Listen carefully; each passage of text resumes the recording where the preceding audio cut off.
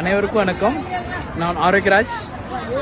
1989 92 UG batch. நமக்கு எல்லாருக்கும் தெரியும், நம்மளோட ஃபிசிக்ஸ் செரமனி பில்டிங் மிக பிரம்மாண்டமாகவும் பிரமிக்கத்தக்க அளவிலும் நடந்துக்கிட்டு இருக்கு. அதற்கு நமது ஒவ்வொருவரோட பங்களிப்பும் ஒத்துழைப்பதோடுதான் இது சாத்தியமானது.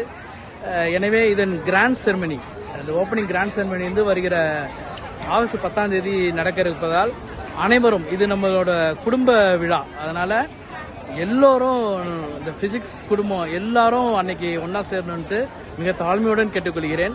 நான் ஒரு மிக சாதாரண பேக்ரவுண்டில், என்ன மாதிரி நிறைய மாணவர்கள் எனக்கு முன்னும் பின்னும் படித்தார்கள்.